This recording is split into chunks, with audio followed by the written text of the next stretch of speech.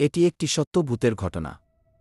একটি ছোট্ট গ্রামে একটি পুরনো বাড়ি ছিল যা অনেক দিন ধরে পরিত্যক্ত ছিল।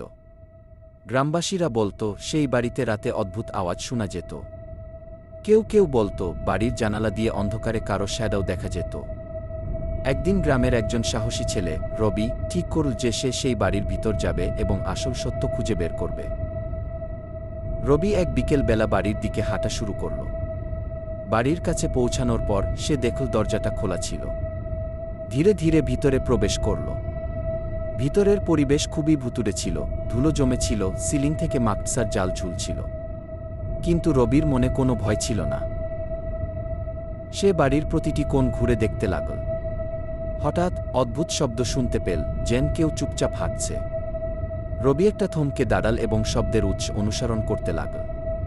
কিছু দূরে একটি পুরনো মিরর সামনে সে এক রহস্যময় প্রতিচ্ছবি দেখতে পেল, একজন অচেনা মহিলা, সাদা শাড়ি পরা, যার মুখে কোনো আবেগ ছিল না।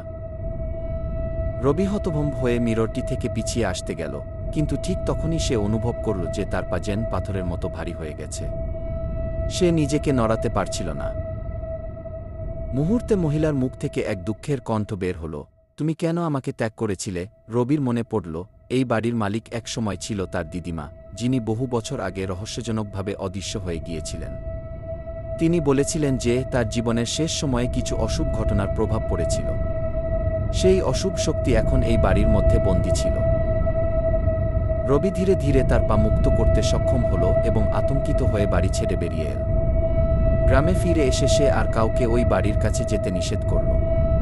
পরবর্তী দিনগুলিতে সেই বাড়ি পরিত্যক্ত রইল, কিন্তু কেউ আর কখনো সেখানে প্রবেশ করার সাহস পায়নি। গ্রামবাসীরা বিশ্বাস করতে শুরু করল যে সেই বাড়িতে কোনো ভূত বাস করে, যা নিজেদের অশান্ত আত্মা প্রকাশ করে। ওই বাড়িটা এখনও রয়েছে, কিন্তু এই বাড়ির আশেপাশে আর কেউ যায় না এখন। এই বাড়িতে এখন পরিত্যক্ত হিসেবে রয়ে গেছে।